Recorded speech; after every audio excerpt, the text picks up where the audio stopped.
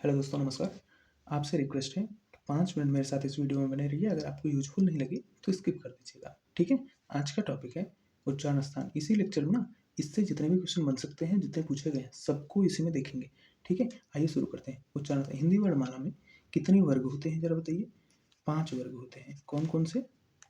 क, च, ट, त और प, ठीक है? पाँचों में एक में कितने लेटर होते हैं? 5 क, ख, ग, घ, ङ, ठीक है? तो इस प्रकार आप ज़रा बताइए इन पाँचों से कितने टोटल हो गए? 25। इन्हीं को ना स्पर्शी व्यंजन कहते हैं। क्या कहते हैं? या फिर वर्गीय कहते हैं। वर्गीय क्यों कहते हैं समझ में आया ना? 5 वर्ग होते हैं। अच्छा, अब आइए देखते हैं। 5 लेटर 1, 2, 3, 4, 5, ठीक है? शुरू कहाँ से करेंगे? अल्पप्राण से। अल्पप्राण, महाप्राण, अल्पप्राण, महाप्राण, अल्पप्राण, ठीक है? ऊपर-ऊपर जो पढ़ रहा है वो अल्पप्राण है, यानी कि ये ऐसे होता है ना क, ख, ग, घ और अंग, ठीक है ना? तो अल्पप्राण मतलब ऊपर पड़ा एक, तीसरा पड़ा और पाँचवां पड़ा, ठीक है ना? ये तो अल्पप्राण हो गए, ठीक है? और ये दोनों चारों 2, 4 ये महाप्राण हो गए, ठीक है ना? 2 और 4 महाप्राण, 2 और 4 महाप्राण, 1, 3, 5 अल्पप्राण। यहाँ देखते हैं 5 लेटर हैं, 5 वर्ग हैं, एक वर्ग में 5 लेटर हैं, पहला, दूसरा, तीसरा, चौथा, पाँचवां, ठीक है? पहले आ आता है कि पहले सा आता है? पहले आ आता है, अ, आ, इ, ई ऐसे पढ़ते हैं ना? तो ये अघोष होगा, पहला, दूसरा लेटर, यानी कि पहला, दूसरा अघोष होगा। वहीं तीसरा, चौथा, पाँचवां ये क्या होगा? सघोष होगा, करेक्ट? समझ में आया? अल्पप्राण, महाप्राण, अल्पप्राण, महाप्राण, अल्पप्राण। अघोष अघोष, सघोष सघोष सघोष, ठीक है? ऐसे अघोष सघोष, अल्पप्राण, महाप्राण, इसमें क्लियर हुआ? अच्छा, सभी स्वर जो होते हैं ना, सभी स्वर ये सघोष होते हैं। क्या होते हैं? सघोष होते हैं और साथ ही साथ अल्प प्राण होते हैं। इसको भी दिमाग में बना के रखें। सभी स्वर सघोष और क्या होते हैं? अल्प प्राण होते हैं। अच्छा, यहाँ पे जहाँ मैंने बताया ना पहला, तीसरा ये अल्प प्राण ना, इसमें जो अंतस्थ होता है, अंतस्थ का मतलब समझते हैं ना? यण प्रत्याहार, यानी कि यार अलावा 4 वर्ण, यार अलावा इसको अंतस्थ बोलते हैं। यह भी अल्प प्राण होता है। यहाँ पर देखिए जो सल होता है यानी स, सा, यानी कि जिसको ऊष्म व्यंजन बोलते हैं, स, स, स, ह, यह जो होता है वो महाप्राण होता है। यह क्या होता है? महाप्राण होता है, ठीक है ना? ये महाप्राण होता है। अच्छा, ये जो होता है ना सघोष होता है। यहाँ लेकिन समझने की बात है, ये अघोष होते हैं तीनों सा, ये अघोष होते हैं, परंतु ये जो ह है ये सघोष होता है। समझ में आया? हा जो है सघोष होता है, अंतस्थ जो है, अंतस्थ व्यंजन जो है वो अल्पप्राण, सघोष और उष्म व्यंजन जो है उसमें सिर्फ हा जो है वह सघोष होता है। बाकी तीनों सा जो है वो जो है अघोष होते हैं। तीनों स्वर जो है वो अघोष होते हैं, करेक्ट है ना? आगे देखिए, स्वर तो आपको बताएं कि सभी स्वर जो है वो सघोष है और अल्पप्राण है। यहाँ ये कुछ 6-7 सूत्र लिखा हूँ, इसको मेरे साथ देख लीजिए, डिटेल में बता दे रहा हूँ और उसके बाद वीडियो पॉज करके ना 3 बार पढ़िएगा इसको। उसके बाद जितने भी क्वेश्चन कराऊंगा वो आसानी से आपको समझ में आएंगे और साथ में जब आप आंसर बताएंगे ना तो और अच्छा रहेगा, जल्दी याद होगा। और जितने टाइप के क्वेश्चन बन सकते हैं उन सबको देखेंगे। क्या है? पहला अकुह विसर्जनीय नाम कंठ। अकुह का मतलब होगा अ, कु माने क, वर्ग, का वर्ग में क्या क्या देखा आपने? क ख ग घ ङ, पांचों वर्ण, ठीक है ना? और क्या है? ह, हाँ, आ कु ह, विसर्ग, विसर्जनीय नाम मतलब विसर्ग। विसर्ग क्या होता है? जैसे लिखते हैं ना राम, तो ये जो अह, हा की तरह उच्चारित हो रहा है ना, ये जो अह है यह जो है विसर्ग कहा जाता है और इसका उच्चारण स्थान जो होता है कंठ होता है। डायरेक्ट क्वेश्चन पूछेगा विसर्ग का उच्चारण स्थान बताइए तो आप बताएंगे कंठ। हा का उच्चारण स्थान बताइए, हा का उच्चारण स्थान हो जाएगा कंठ। अच्छा, हा को ना काकल्य बोलते हैं, काकल्य बोलते हैं मतलब प्रमुख रूप से कंठ से ही उच्चारित होने वाला वर्ण, इसको काकल्य वर्ण बोलते हैं। क्या बोलते हैं इसको? काकल्य वर्ण बोलते हैं, करेक्ट ना?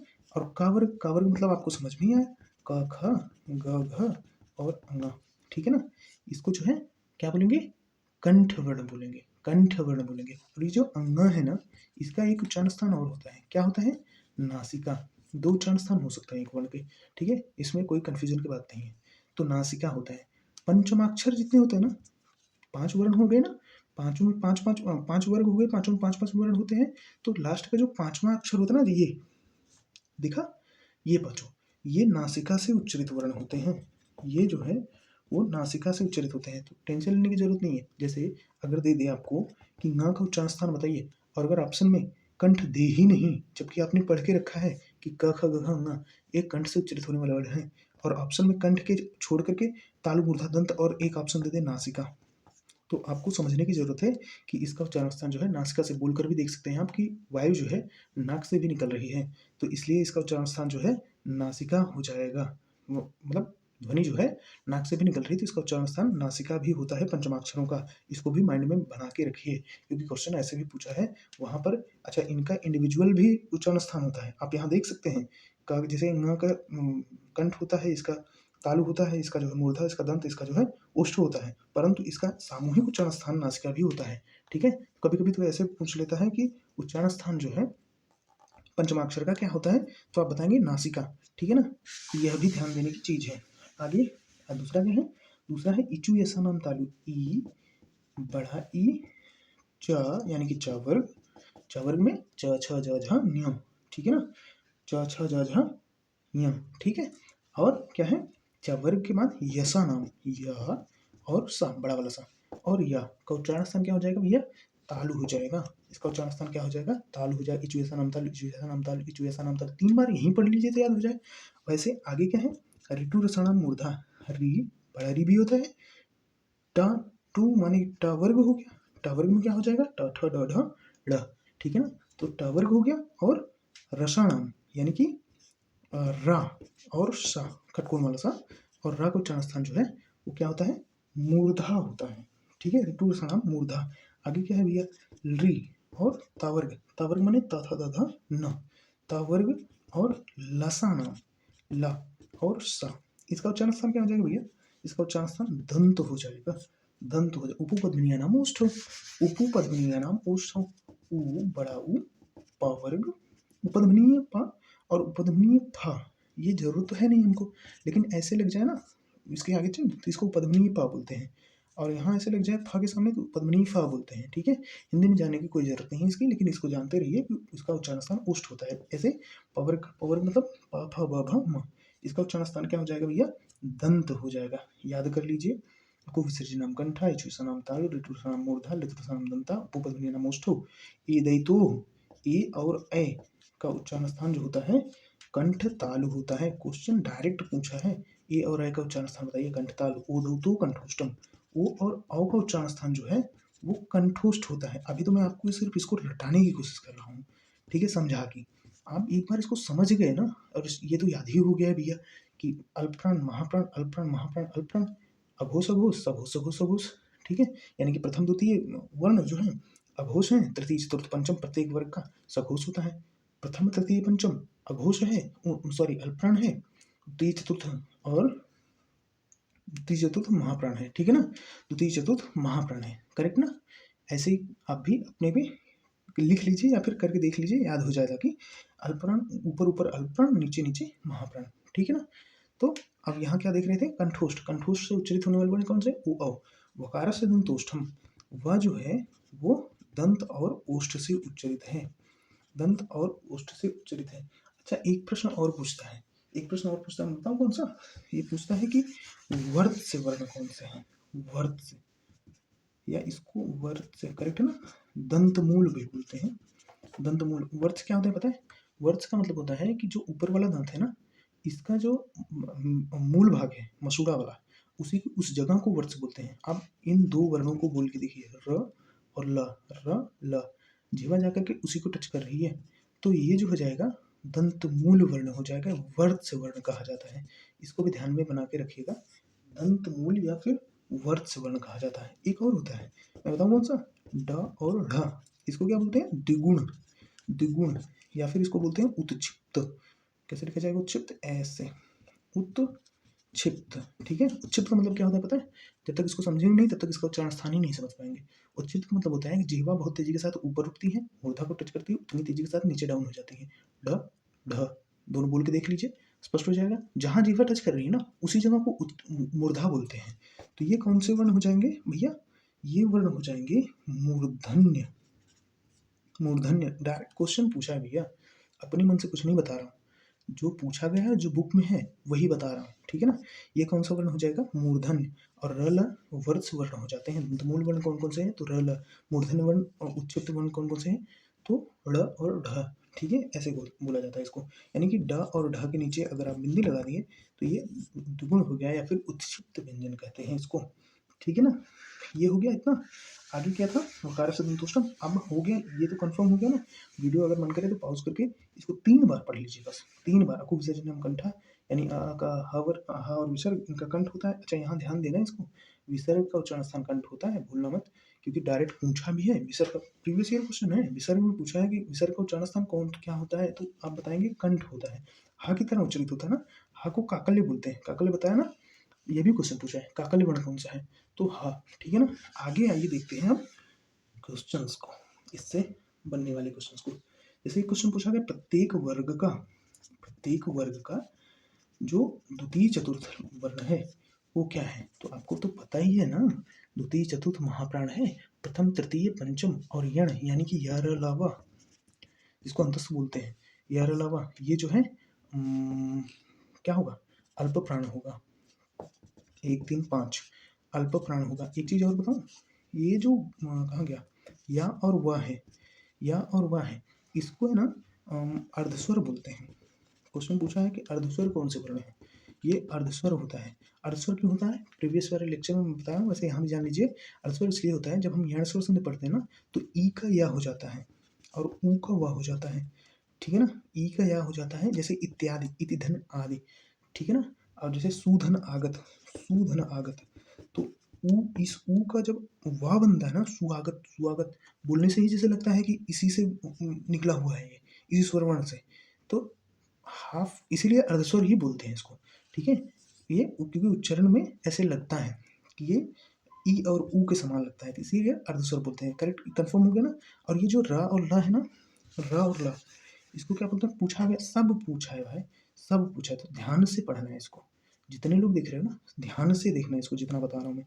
रा और ला होता है ना, रा और ला, रा को क्या बोलते हैं पता है, ला को बोलते हैं प्रकंपित।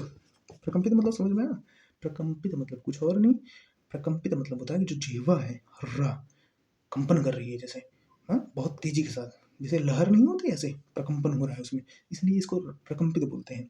और ला को क्या बोलते हैं पता है, ला को बोलते हैं पार्श्विक। अच्छा, इसको एक वर्ण और एक एक शब्द और इसको, इसके लिए है लुंठित, लुंठित भी बोलते हैं, लड़खड़ा रही है जीवा, उसको लुंठित कहते हैं। प्रकंपित बोले या लुंठित बोले, पूछ लेगा डायरेक्ट कि लुंठित वर्ण कौन सा है, प्रकंपित वर्ण कौन सा है, तो आपको बताना पड़ेगा कि भैया र को जो है प्रकंपित और लुंठित वर्ण बोलते हैं। ला क्या होता है भैया, ला होता है पार्श्विक।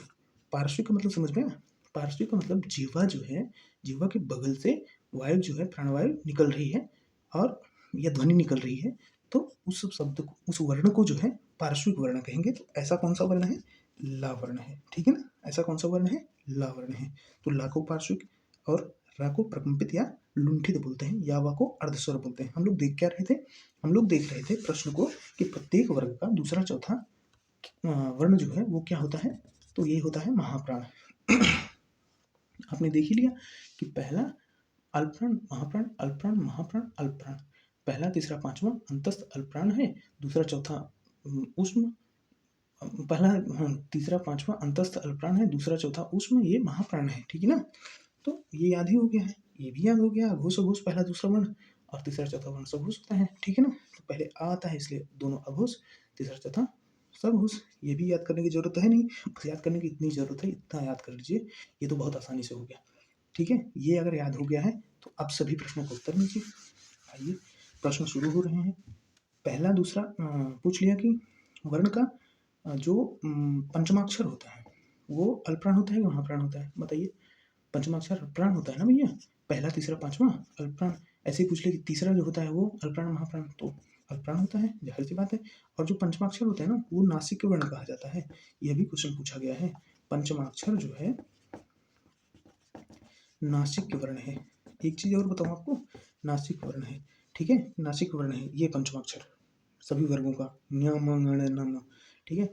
और एक चीज और बताऊं आपको, अक्षर और वर्ण में अंतर होता है, अक्षर और वर्ण में अंतर होता है, बताओ कैसे। एक प्रश्न पूछा है, एक प्रश्न पूछा है, जैसे उदाहरण के तौर पर मैं आपको बता दूं, यहाँ तो मेरे पास इसका उदाहरण नहीं है, खैर फिर भी एक प्रश्न ऐसे ले लेते हैं, जैसे है दक्ष, दक्ष जो प्रश्न पूछा था, एग्जैक्ट उदाहरण तो उसका नहीं था, लेकिन एक ये लेते हैं दक्ष, ठीक है। इसमें पूछेगा कि कितने वर्ण हैं और कितने अक्षर हैं। तो अक्षर तो हो गए 2 भैया, कौन कौन से, द और छ। लेकिन अगर वर्ण पूछेगा ना तो ऐसे देखिए, ध, धन, अ, क्यों, प्रत्येक व्यंजन, स्वर क्या होता है, परिभाषा जानते हैं ना, स्वर जो है बिना किसी वर्ण की सहायता से उच्चारित होने वाला ध्वनि है, वर्ण है। और लेकिन व्यंजन जो है स्वर वर्णों की सहायता से उच्चारित होने वाले वर्ण है। तो प्रत्येक व्यंजन वर्ण में अगर लिखा जा रहा है ना क, तो इसका मतलब होता है ना कि क के पीछे आ स्वर वर्ण समाहित है। प्रत्येक व्यंजन वर्ण के पीछे आ स्वर वर्ण समाहित होता है। अच्छा, जब ऐसा लिख देते हैं ना तो यहाँ हलंत लगा देते हैं। हलंत का मतलब होता है कि बिना स्वर वर्ण की ये व्यंजन वर्ण हो गया। तो स्वर को निकाल दिया मैंने यहाँ पे। तो स्वर कौन सा है, प्रत्येक व्यंजन वर्ण में जितने भी आप पढ़ेंगे उनमें आ स्वर वर्ण समाहित होता है, ठीक है ना। तो यहाँ यही दिखा रहा हूँ मैं, ठीक है, इसको समझिए। ध के पीछे आ हो गया, ठीक है। अच्छा, अब छ जो है संयुक्त अक्षर पता है ना, छ, त्र, ज्ञ और स्र, ठीक है। ये किससे बनता है, क और स से। ये किससे बनता है, ता। अच्छा, यहाँ गलती करने का एक चांस बनता है, पता है कैसे, क और स हलंत कहाँ लगाओगे, हलंत आगे लगाओगे, ठीक है ना। हलंत आगे लगाओगे, ठीक है ना। क और स से छ बन जाएगा। यहाँ हलंत आगे लगाओगे, ता और र से त्रा बन जाएगा। ज और यहाँ से ज्ञ बन जाएगा। स और र से स्र बन जाएगा, ठीक है ना। तो इसमें क, धन, स, धन, आ। तो अब मुझको बताओ कि इसमें वर्ण कितने हुए।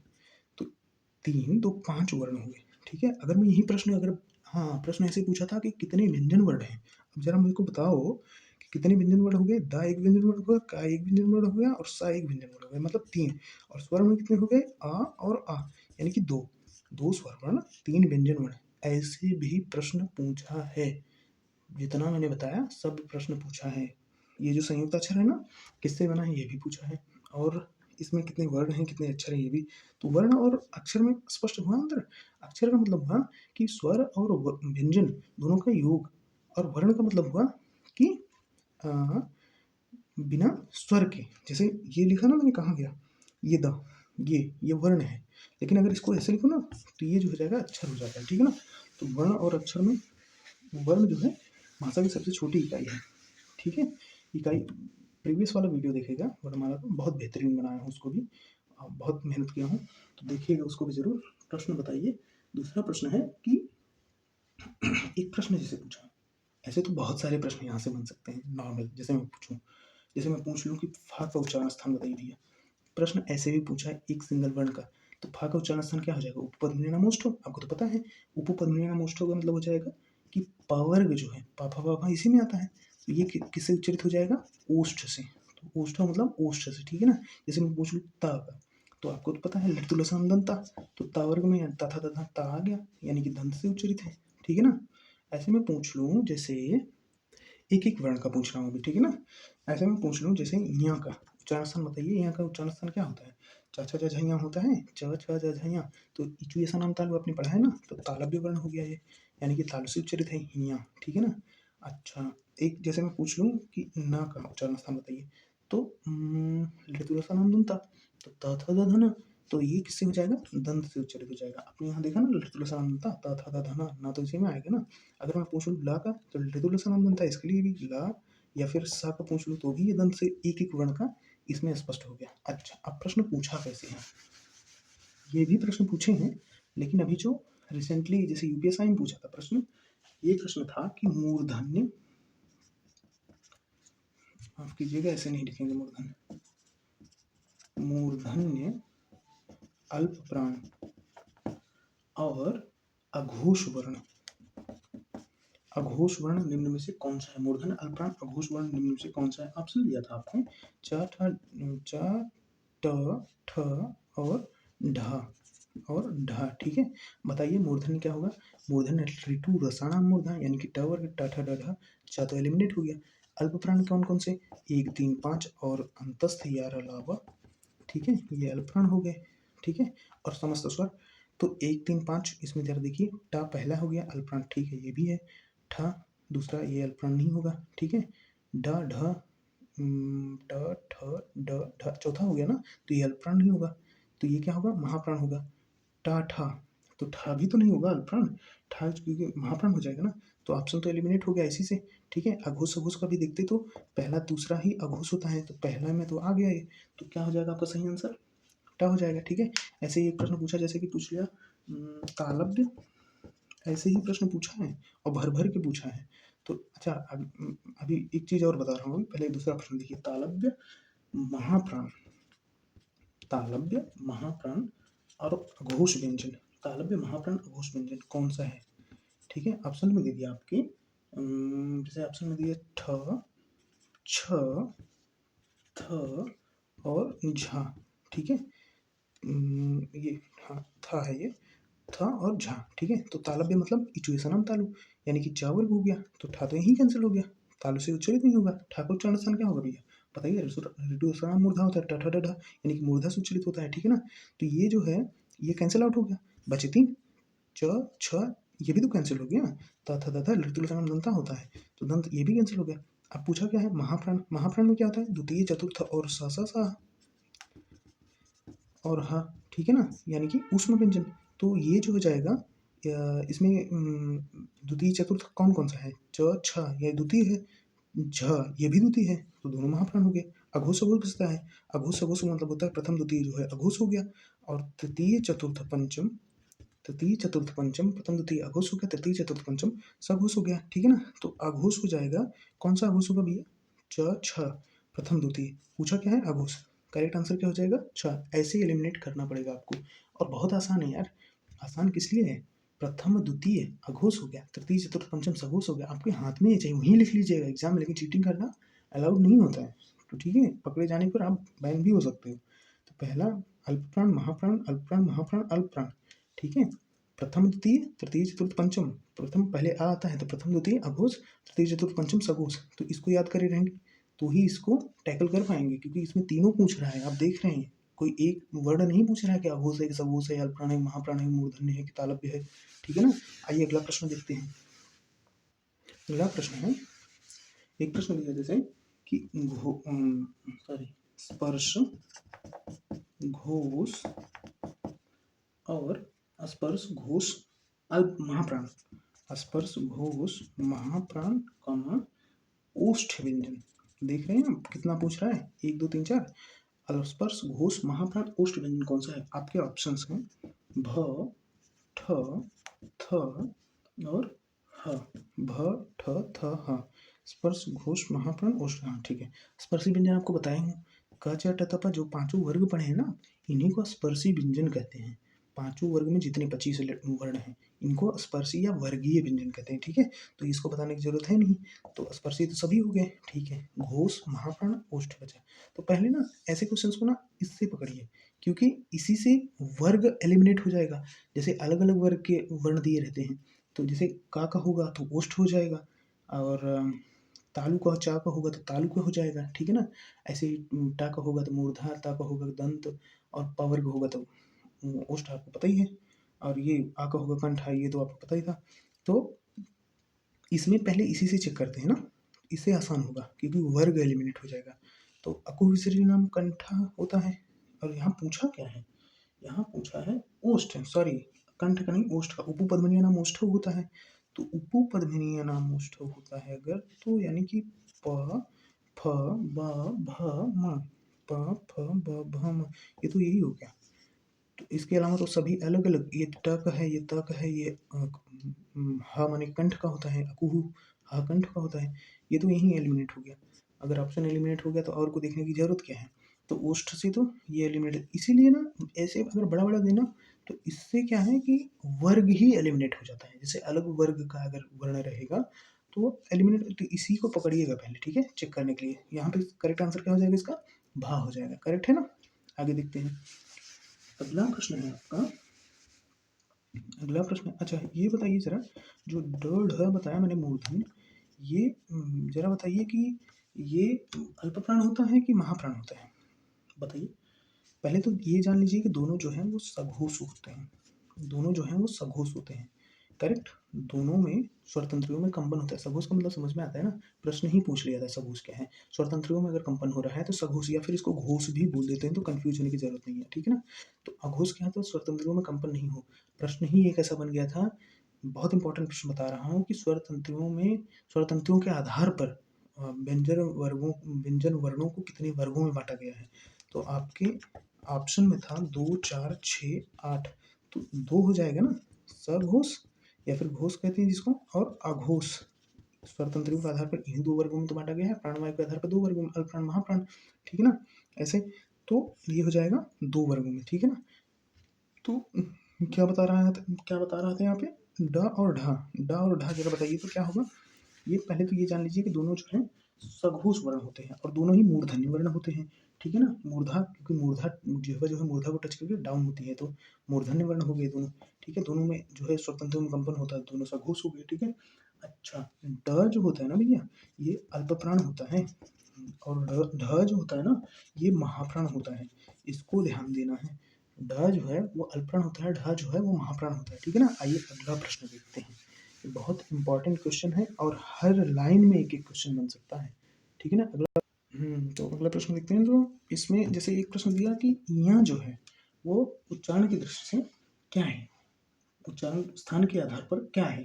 तालव्य है, मूर्धन्य है, कंठ है या ओष्ठ है? यहाँ जरा खोजिए इसको तो। छ छ झ यहाँ में यहाँ मिला तो इचु ऐसा नाम तालु, तो तालव्य हो जाएगा ना ये तो। प्रश्न ऐसे भी पूछता है तो इसको भी ध्यान दीजिएगा। तालव्य हो जाएगा, मूर्धन्य होगा नहीं, कंठ होगा नहीं, ओष्ठ होगा नहीं, क्योंकि इचु ऐसा नाम तालु हमने पढ़ा है, तो चा वर्ग जो है इसमें आ जाता है। या वर्ण भी तालव्य होता है, सा भी तालव्य होता है, बड़ा ई छोटा ई भी तालव्य होता है, ठीक है ना? तो इस प्रकार से भी प्रश्न पूछता है। अच्छा, अगला प्रश्न है कि अनुनासिक कौन सा शब्द है? दो, जैसे 4 ऑप्शन दिए थे, जैसे मैं आपको 2 शब्द बता रहा हूँ, अनुनासिक, निरनुनासिक, सभी अभी क्लियर कर दे रहा हूँ इसमें। जैसे दिया था कि कंगन, पतंग, कंकड़, और अगला दिया था कि अगला दिया था क्या? कटीला, कटीला, ठीक है? अनुनासिक क्या होता है पता है? अनुनासिक होता है ये चंद्रबिंदु। अनुनासिक का मतलब होता है कि मुख द्वार से और नाक से, दोनों से जो है ध्वनि या प्राणवायु निकल रही है, अनुनासिक। और निरनुनासिक का मतलब होता है क्या पता है? निरनुनासिक का मतलब होता है कि केवल केवल मुख से, निरनु यार निरनुनासिक, निरनुनासिक, ठीक है ना? निरनुनासिक मतलब केवल केवल मुख से अगर प्राणवायु या ध्वनि निकल रही है तो निरनुनासिक। निरनुनासिक में सिंपली जो है ई ऐसे क ख ग घ जिनमें बिंदी नहीं लगी है, ये हिंदी बिंदी नहीं लगी, वो निरनुनासिक हो गए। जिसमें बिंदी या चंद्रबिंदी, अनुनासिक को चंद्र प्रश्न पूछा है, चंद्रबिंदी होता है। अनुनासिक क्या होता है? ये चंद्रबिंदी को अनुनासिक भी कहते हैं। तो ठीक है, अनुनासिक क्या हो जाएगा? ये जिसपे चंद्रबिंदी लगा हो। जैसे उदाहरण के तौर पे और बताऊं कैसे? जैसे हो गया जैसे मुंह, मुंह होता है ना, जैसे होता है माँ, जैसे होता है पान, ठीक है? ये क्या हो जाएंगे सभी? ये अनुनासिक हो जाएंगे, ये अनुनासिक हो जाएंगे। जैसे अगर, इसमें कोई अनुनासिक नहीं है, सभी निरनुनासिक है। मगर है, इधर उधर, ये सब जो है ये निरनुनासिक हो जाएंगे, लेकिन इस पे जो चंद्रबिंदी लगी है ये अनुनासिक होता है। अच्छा, एक चीज यहाँ, अब यहाँ पूछा ये क्या है तब? ये तो अनुस्वार होता है। अनुस्वार क्या होता है आइए देख लेते हैं। एक चीज आपने पढ़ा अयुग्वाह, अयुग्वाह में 2 चीज होता है, क्या? अयुग्वाह, अयुग्वाह का मतलब समझते हैं क्या होता है? अयुग्वाह का मतलब होता है कि अयुग्वाह का मतलब क्या होता है बताइए आप? अयुग्वाह में पहले तो ये जान लीजिए कि 2 चीज होता है। क्या होता है? एक तो बिंदी होती है, एक विसर्ग होता है। इस बिंदु को क्या बोलते हैं? इस बिंदु को बोलते हैं अनुस्वार। इस बिंदी को बोलते हैं अनुस्वार, और इस विसर्ग, इसको, इस 2 डॉट को क्या बोलते हैं? इसको बोलते हैं विसर्ग, इसको बोलते हैं अनुस्वार। तो ये जो कंकड़ है ना, इसमें जो ये बिंदी लगी है ना, ये अनुस्वार है, ध्यान दीजिएगा। क्योंकि अनुस्वार और अनुनासिक, अनुनासिक जब चंद्र बिंदी लगी होगी तब होगा, अनुस्वार होगा जब ये बिंदी लगी होगी ना, है ना?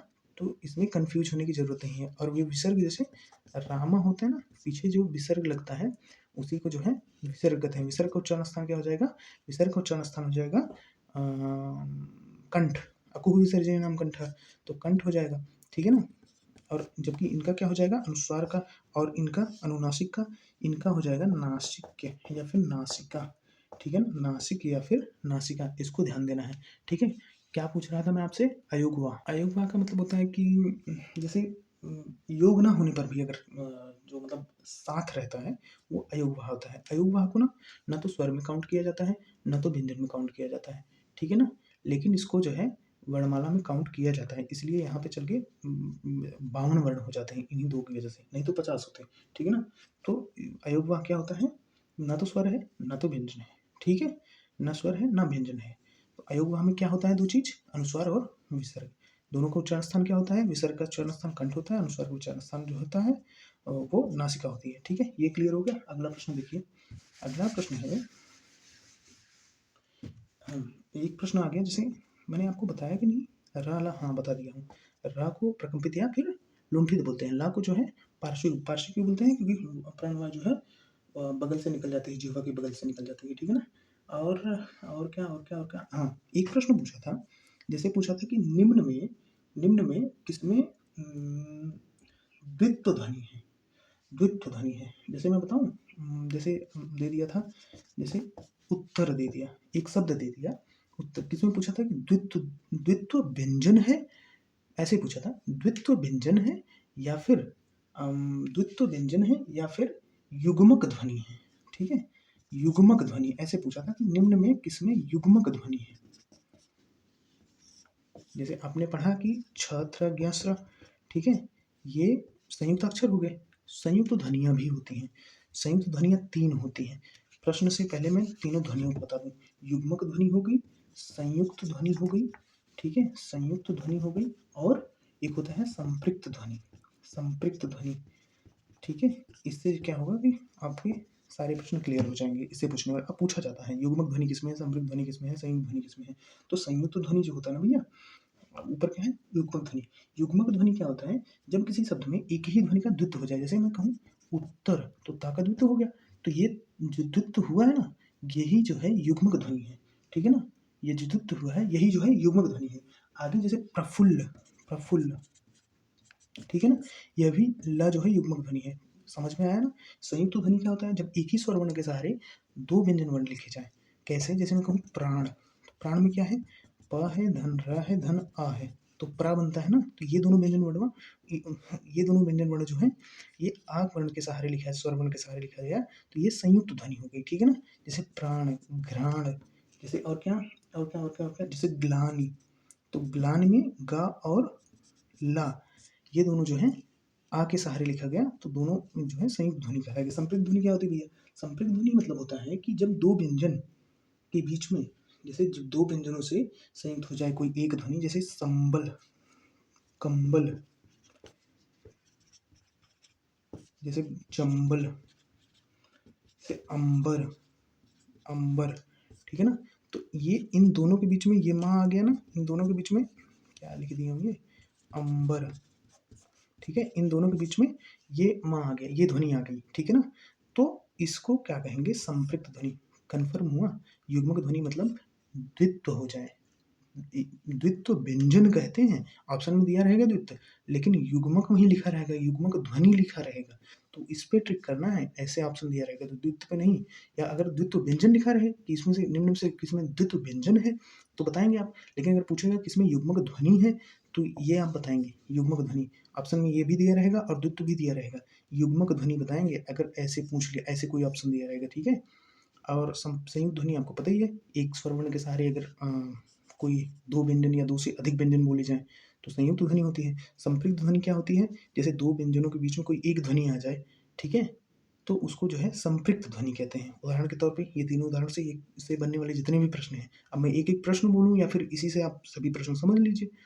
तो जैसे पूछ लेगा किसी में युग्मक ध्वनि किसमें है, संयुक्त ध्वनि किसमें है, संपृक्त ध्वनि किसमें है, ठीक है ना, या फिर पूछ लेगा कि युग्मक ध्वनि ही क्या होती है, तो आपको यहाँ सब स्पष्ट हो गया है मेरे ख्याल से, इतने उदाहरण से सब स्पष्ट हो गया होगा। ठीक है ना। अगला प्रश्न है, जैसे अगर मैं कहूँ कि जैसे एक प्रश्न दिया ना, ला किस प्रकार की ध्वनि है, तो पार्श्विक ध्वनि है। र किस प्रकार की है, तो प्रकंपित ध्वनि है। ठीक है ना, प्रकंपित ध्वनि है। अच्छा, एक प्रश्न और दिया था, उसी प्रश्न के साथ इसका एंड करते हैं। प्रश्न ये था कि इनमें से कौन सी देवनागरी की वर्ण ध्वनि नहीं है, देवनागरी की वर्ण ध्वनि नहीं है, वर्ण ध्वनि नहीं है। ठीक है, ऑप्शन में दिया था आपके कंठ ध्वनि, कंठ ध्वनि और दंतोष्ठ ध्वनि, जैसे और ऐसे दिया था दंतोष्ठ ध्वनि, जैसे कंठोष्ठ ध्वनि, कंठोष्ठ ध्वनि, एक ऑप्शन था ग्रीवा ध्वनि। आपने यहाँ पे पढ़ा कंठ, तालु, मूर्धा, दंत, ओष्ठ, दंतोष्ठ, कंठोष्ठ, कंठोष्ठ, कंठताल, कंठोष्ठ, दंतोष्ठ, ये सब पढ़ा ना आपने, वर्ड से ध्वनि। लेकिन ग्रीवा ध्वनि कहीं आपने पढ़ा? ग्रीवा ध्वनि नहीं पढ़ा। देवनागरी की कौन सी वर्ण ध्वनि कौन सी नहीं है? निम्न में से देवनागरी की वर्ण ध्वनि नहीं है तो ग्रीवा ध्वनि, ये पूछा गया क्वेश्चन है। सोचिए, यही पूछ लिया कि कंठ ताल मूर्धा दंत ओष्ठ, कंठ ताल कंठोष्ठ दंतोष्ठ के अतिरिक्त ग्रीवा ध्वनि होती है? नहीं। ग्रीवा ध्वनि आप नहीं पढ़े हैं ना, तो इसका करेक्ट ऑप्शन क्या हो जाएगा? नहीं पढ़े क्या मतलब होता ही नहीं है। इसका करेक्ट ऑप्शन क्या हो जाएगा? ग्रीवा ध्वनि। ठीक है ना? तो ये मेरे ख्याल से सभी प्रश्न इसमें इंक्लूडेड हो गए। अब एक एक प्रश्न करके बोलो कि फा का उच्चारण स्थान बताइए, हा का उच्चारण स्थान बताइए, इनका उच्चारण स्थान, तो एक एक टाइप सभी लगभग लगभग क्लियर हो गए हैं इसमें। और जितने भी प्रश्न बन सकते थे ना, सबको इसमें इंक्लूड कर दिया हूँ। अब आपने कितना ध्यान से देखा, आपने कितना इसको इसमें से गेन किया, ये आपके ऊपर डिपेंड करता है। बाकी अगर कुछ त्रुटि हो गई हो, बोला कुछ हूँ लिख दिया कुछ हूँ, तो फ्लो में अगर ऐसी कोई त्रुटि हुई है तो हाँ, आप एक बार कमेंट कीजिएगा, मैं उसको करेक्ट कर लूँगा। ठीक है? तो ये रहा आपका उच्चारण स्थान और इससे बनने वाले सभी प्रश्न। अगर वीडियो अच्छा लगा हो तो इसको लाइक कीजिए, शेयर कीजिए, सब्सक्राइब कीजिए। क्यों? क्योंकि मुझे भी मोटिवेशन की ज़रूरत पड़ती है। ठीक है ना? तो आपके लाइक, शेयर, सब्सक्राइब से मुझे मोटिवेशन मिलेगा और मैं बहुत अच्छे तरीके से ऐसे ही आपके साथ जुड़ा रहूँगा और अच्छे-अच्छे टॉपिक्स, सभी टॉपिक्स पे ऐसे ही वीडियोज़ को सभी प्रश्नों के साथ लाता रहूँगा। Thank you so much. बने रहिए मेरे साथ अध्ययन वाटिका में। Thank you so much.